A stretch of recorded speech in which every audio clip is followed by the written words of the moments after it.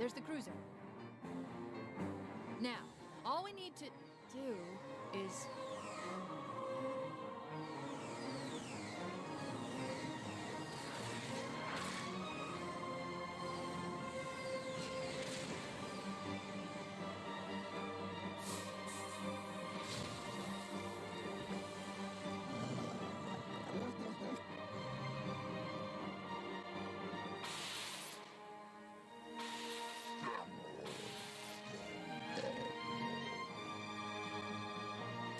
Bet you can't stick it. You're on.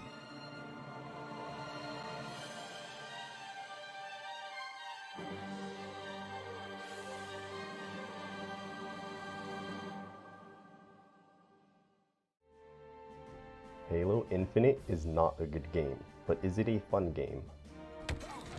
Oh fuck! My god. I'll answer that in a bit because there's a lot I'd like to go over first, and unfortunately it's mostly bad, but I'll try to end this on a positive note. Also, there's quite a few other videos on YouTube which talk more about everything that has to do with Infinite's journey and what it is right now. Plus, they can say it better than I can.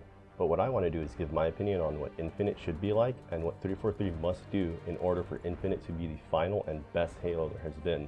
So let's get started with the video and hopefully you enjoy.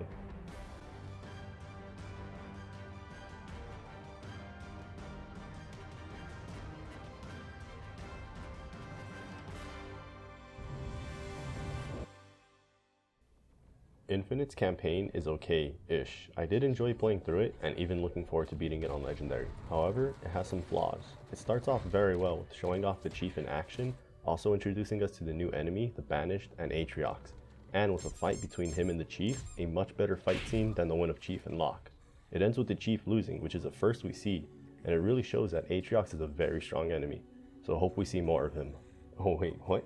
He's somehow dead, but not really, and only appears again in a post-credit cutscene? Why? You find out Atriox is dead in the first couple of minutes of the campaign, so now instead we get a downgrade with Escharum. Each time he showed up on video call, the more I disliked him, because it felt more like it was Atriox's annoying little brother, and not someone as scary as Atriox. Also, when Escharum told Blademaster to follow the Chief from afar, I was expecting an elite in the distance at times, just walking, looking at me, cloaking, and then running off. That would have been more than enough in-game presence needed for him, so we get a sense of, oh shit, I'm actually being hunted by a Spartan killer. But no, instead we only see him at the beginning of the campaign in a cutscene, and then again near the end of the campaign in a fight. What the hell? Why do all the main enemies only have so little screen time and yet were made to be a focus? Even the Harbinger barely makes an appearance aside from the final boss being her. All the important parts and events are on audio logs, and there's 111 of them. We don't get any cool cutscenes like the work of Blur Studios with Halo Wars series and Halo 2 Anniversary, nor anything like Halo 5 cutscenes, be it over the top a bit, but still very visually appealing. This game had an extra year to be worked on, and this is what we got. Maybe it should have had 2 extra years. The first section of the campaign, up until you clear an LZ for Echo 216 to land so he can take you to the quote-unquote open world, is pretty much the whole open world experience that 343 made for us. It's not really open world, but more of a sequence of huge levels you can go to. But there are no amazing nor breathtaking areas you can go to like Delta Halo from Halo 2, nor the Ark from Halo 3. You only get 3 set pieces throughout the campaign's open world. You have the Banished areas that look nice and with their tech on the inside of Foreigner structures that make it look like a disease living inside it. Then you have the Foreigner structures that do look very good with the similarities to the old Halo Foreigner structures, but this time your progress is always being halted by these stupid damn power seeds. And finally you have the open world areas with the FOBs and Banished outposts. Those are all the areas we get. Yes, the world is massive, but it is plagued with the same generic Ubisoft copy and paste missions. FOBs are UNSC outposts that are taken over by Banished, so you go there, get rid of them, save some Marines, then capture the FOB and done. Banished outposts are either a set piece for the campaign or a chop shop. So you go there, get rid of them, save some Marines, blow up a few silos, punch some machines, reinforcements show up, get rid of them, and done. That is all you do for each FOB and Banished outpost. Even the high value targets are the same. Just Banished enemies with extra health and an HP bar above them. Speaking of the Banished enemies, they weren't that fun nor interesting to fight against. I did enjoy some of the new things, like brutes would either throw grunts or even fusion coils at you at times. Seeing things like this is really nice because it adds more character to them, and some enemies would even use UNSC weapons. Both AIs for UNSC and Banished swap out their weapons if they see a better one. Maybe in a future update we could see Banish using UNSC vehicles combined with their tech or something. But what I didn't enjoy was their motive, or rather lack thereof. What was their main goal? Are they after the rings to use? If so, why? Don't they understand what the rings actually do? They freed something called the Harbinger to find an auditorium, library I guess, to help find the Endless, who are stronger than the Foreigners I think, but they don't even make a single appearance. And this dumb forced romance love story between the Chief and Cortana just felt like it was pushing it a bit too much. But at the end of the day, I know I'll be doing plenty more playthroughs of it, especially when co-op is available. This Halo is probably the best Halo there has been. It takes the series' best combat and adds a fresh structural twist with the open world, but feels rushed and unoriginal. What would have been better to see is fewer fobs and better ones. Ones you can upgrade to hold more of the Marines you save, a vehicles bay, a hangar for Pelicans, or maybe even a frigate docked in the base.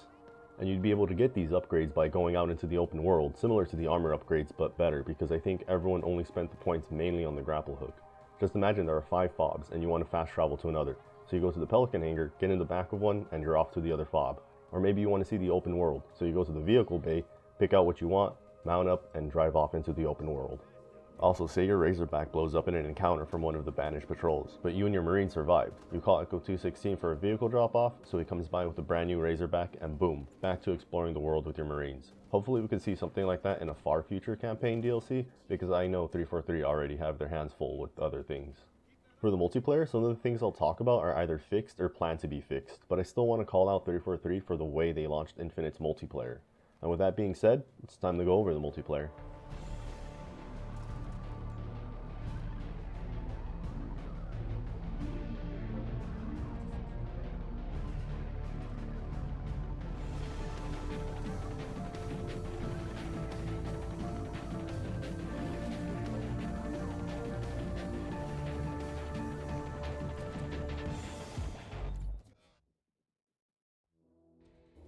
The multiplayer, even now, after 5 months of it being out, is still the same broken multiplayer as from launch. They released the multiplayer early with all day one content and features, and all of it was broken and buggy.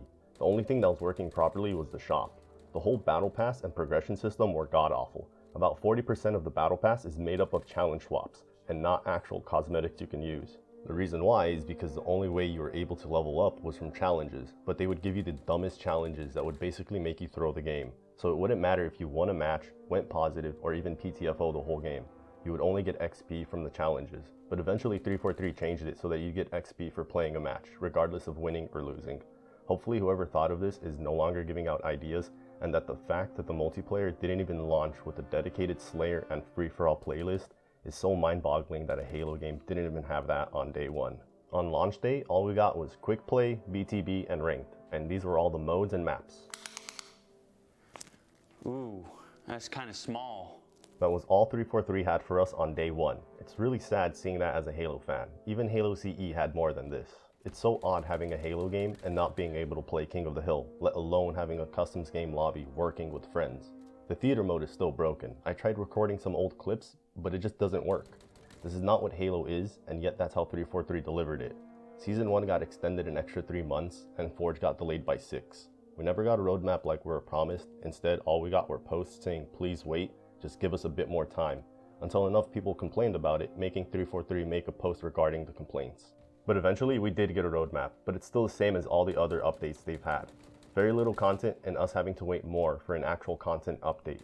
We also got an update on Forge, but sadly, it's only an open beta somewhere in September. It's not even the full thing, and yet this is just some speculation, but some people believe that during the Microsoft press conference, they'll announce Battle Royale for Infinite. There's already been leaks for a BR mode coming to Infinite, so it is a possibility. I like BR games, but not every game needs a BR mode or a spin-off of it. I'm really sad about it, not because BR is coming to Halo, but rather 343 focused more on that instead of Forge or even theater mode.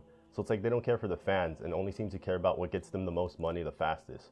I don't mind the grind, but if they focused more on Forge, which would have made them way more money than a BR mode, because it would have had the entire Halo community making you, 343, content and bringing you in more gamers, especially since it's free to play.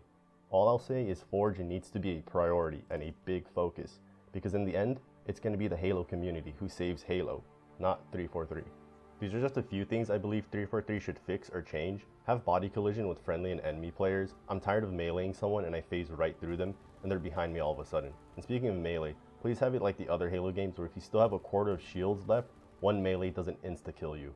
No more airdrops for vehicles, rather have them as a standard spawn at the start of each match, and have some game types with BR spawns instead of ARs. Bring back the old Halo military rankings, and have a dedicated playlist for ranked and social games. Have some armors that you have to unlock from challenges or achievements like back in Halo 3 with Hayabusa and Katana. And please, get rid of the armor cores, just have one core that lets you mix and match all the armor pieces. Please, 343, bring back veto, pregame and postgame lobbies, and please give us back file shares. We need the social features. Help us help you make an amazing game. Now for some positive stuff, because I don't want to end on a bad note, and because there are things 343 did that are good. The movement and speed at which Halo plays now is perfect. Even the sprint, a topic that's been a huge debate in the Halo community since Reach, is now in its best iteration it's ever been in. The difference is barely there, but some still believe sprint shouldn't be in a Halo game. Sprint is a really nice feature. It makes games faster and the movement becomes much more open to possibilities and doing things. Running around and sliding is very enjoyable. It might seem like a sweaty playstyle, but just to be able to go around the map so fast and having it feel fun means it's a good feature. The feel of the weapons, both UNSC and Banished, are nice when using them. There are a few that don't make it, but I'm sure someone can come up with a fun custom game mode for them. So none should get removed, but some should definitely get added back, and maybe some new ones. Lastly, the graphics and art style look amazing. I didn't realize it until I started making the multiplayer intro, but the details look very nice, especially when zoomed in. The armor, the chief, all the Banished look amazing. Infinite had a very bumpy launch, and it really stumbled to try to get on its feet and go. Being delayed, setback after setback, people leaving, it went through hell and it shows. But that's still not stopping 343 from moving towards that throne Halo once sat upon. I hate saying it, but the only thing we can do is wait and give 343 the correct feedback in order for them to make the Halo we so desperately need. I'm certain that by the time Forge is out, Infinite's player count won't drop much. The community will be hard at making new maps and modes for everyone to enjoy, and 343 will be making sure that everything they give us will be working as intended. So here's to the hope for the future of Halo, and that's about all I had. Hopefully you enjoyed it, and maybe leave a like or dislike, and a comment saying why you liked it or disliked it. And subscribe for more future videos, and I'm probably live right now on Twitch. You won't know until you click the link. You know you want it. Please.